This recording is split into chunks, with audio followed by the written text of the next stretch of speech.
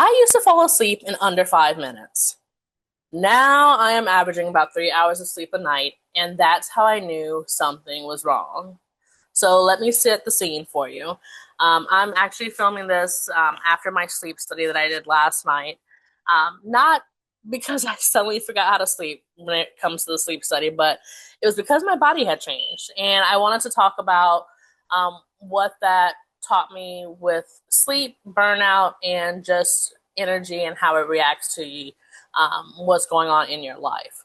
But before we get into all that, let's talk about what a sleep study is. For those who don't know, it's just a medical test that looks at how your body behaves while you sleep. It doesn't necessarily measure how long you sleep. It just looks at what your brain, nervous system, breathing, and body are doing during rest. Sleep studies are often used when someone's experiencing insomnia, disrupted sleep, panic awakenings, or unexplained exhaustion. And at its core, a sleep study just helps to answer one question, and that is your body actually able to rest even when you're trying to? And in general, what happens during a sleep study, last night, for instance, I went to the office, got there about an hour before the sleep study started, filled out a bunch of paperwork, and then I got hooked up with all these different small sensors. So it was funny. There were some sensors that had to go on your scalp.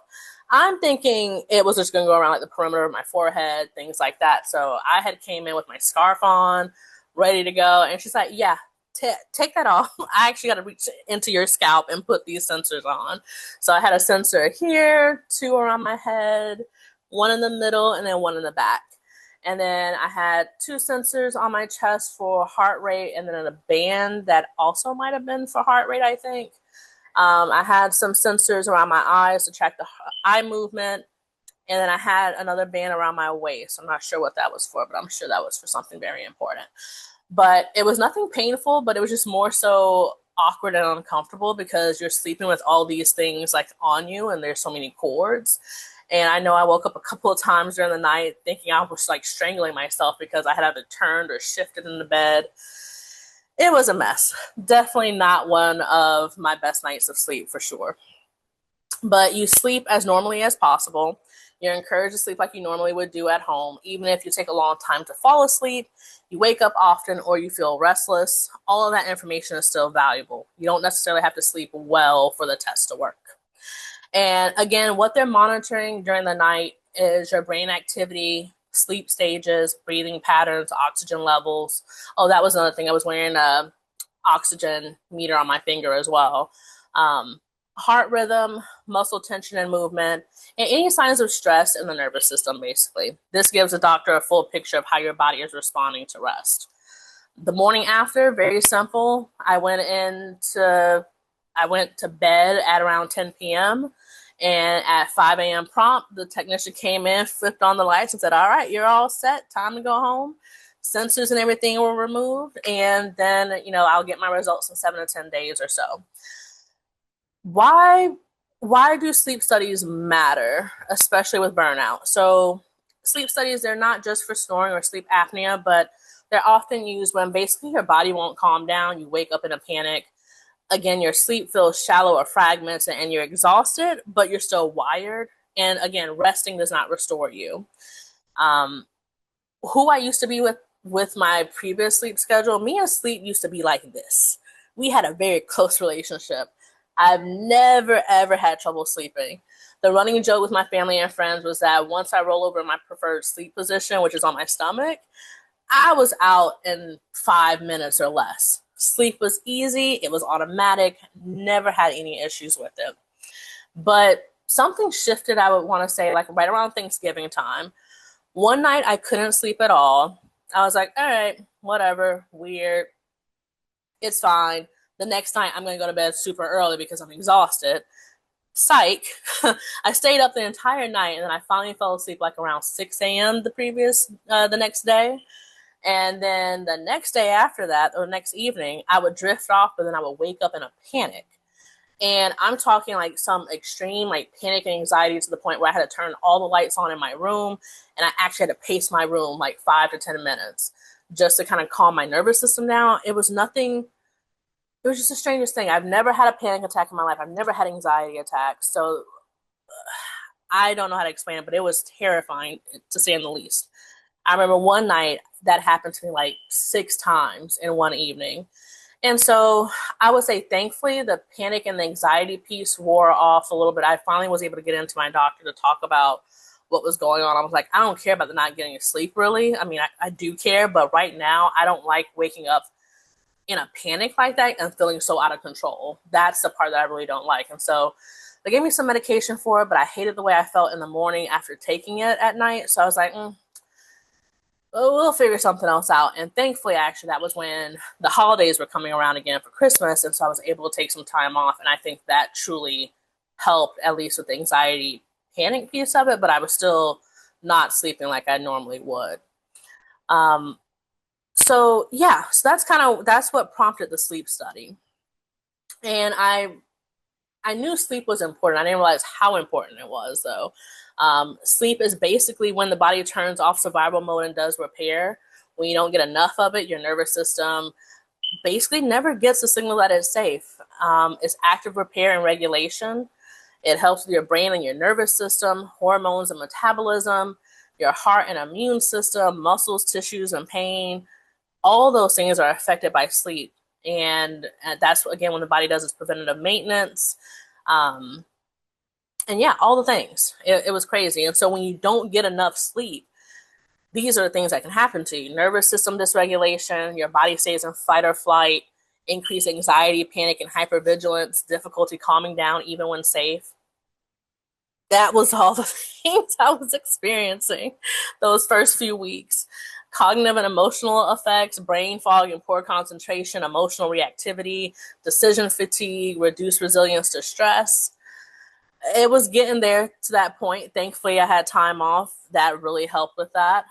Appetite and energy disruption, blood sugar instability. Your body's just trying to survive at that point. And then physical symptoms like headaches, body aches, weakened immune system, slower healing, all the things. And so, again, there was nothing that I was anxious about. There was nothing that changed in my life that was stressing me out. But for whatever reason, my body was on high alert. Again, as I'm filming this, I've been averaging about 3 to 4 hours of sleep a night. And at this point, I think I'm just kind of used to it. But I'm hoping the sleep study can tell me a little bit more about possibly what might be ailing me a little bit. But I would say that being said, I think, again, realizing burnout, it just doesn't live in your thoughts, because I really do think having that time to readjust and to figure out, to take away any kind of pressures, really allowed me to kind of isolate. I have some inklings about what might be disrupting my sleep. However, just the importance of how sleep plays into burnout, hustle culture, and all those different things. It doesn't just live in your thoughts. It lives in the body. It shows up in your sleep, the way you interact with people. And it's a physical signal, too. Burnout is, anyway. And we talk about it as if it's something, when I'm looking at different YouTube videos or even just content on social media, people are like, oh, it's just a mindset. You have to change your mindset. And I agree to a certain degree, but the thing is, that's just a piece of it. It's not the end all be all. Your mindset, there's Toulouse in the background. I guess he just wants to be seen. What was I saying? Oh my goodness. Oh, well, when it comes to mindset, I'm willing to agree to disagree, but mindset is just the beginning piece of any type of change that you're trying to make. It kind of reminds me, when people are thinking, oh, mindset is the end all be all, it reminds me of toxic positivity, where, oh, if you just think positive thoughts, everything's going to be fine. That is terrible advice, because most of the time your mindset is what starts something, but then there has to be some action taken behind that mindset as well. And I will say, for me, in this moment that I'm in right now, thankfully, I'm glad burnout showed up like this for me, versus there's other ways that burnout can show itself, for sure. But sometimes your body taps out before your brain does. And I certainly think that's kind of where I was at, where mentally I'm like, okay, everything is good, everything is well, there's nothing wrong. But apparently with my body, it was like, no, girl, we're tired, we need to rest. And if your mind isn't telling you that you need to rest, the body is going to shut down and just show you how far off we are when it comes to burnout. And again, it forces you to listen. So I'm sharing this whole thing not for sympathy. I actually get my results back in 7 to 10 days. I'm going to fix my relationship with sleep. I hate having a toxic relationship with my sleep, so it will be all figured out. So I'm not sharing this for sympathy at all. Don't need that. But I'm sharing it to hopefully enlighten people. If your body is telling you something or showing you something, that you're listening to it. I know, especially like men, and I say I'm calling out men because I have men in my family who will avoid going to the doctors until there is something terribly wrong. So men out there who hate going to the doctors, go to your annual doctor's visits. If something is wrong, if something feels off, go and get it checked out. I'd rather it be nothing than it be something catastrophic or even something just preventable. Just checking things out before it gets further down the road. Same thing for women. Women who are generally caretakers put themselves last, but put everyone else first. If you realize there's something going on in your body, please go get it checked out. So that's just, again, for anyone listening to your body. Ignoring it doesn't make it go away. It really doesn't. It just makes it louder. So if your body has been trying to get your attention through sleep, anxiety, exhaustion, or panic, you're not imagining it. It's real. It's physical. So make sure you get that checked out. So that's all I have for you today. Let me know in the comments, has your body ever forced you to slow down before your mind was ready? And if you're new here, welcome. If not, welcome back. My name is Moni, and I'm creating videos for those who are looking to redesign their lives in their own image on their own terms. So if you're liking this type of content, please like, share, and subscribe. I make videos every day, so I will talk to you tomorrow. Bye.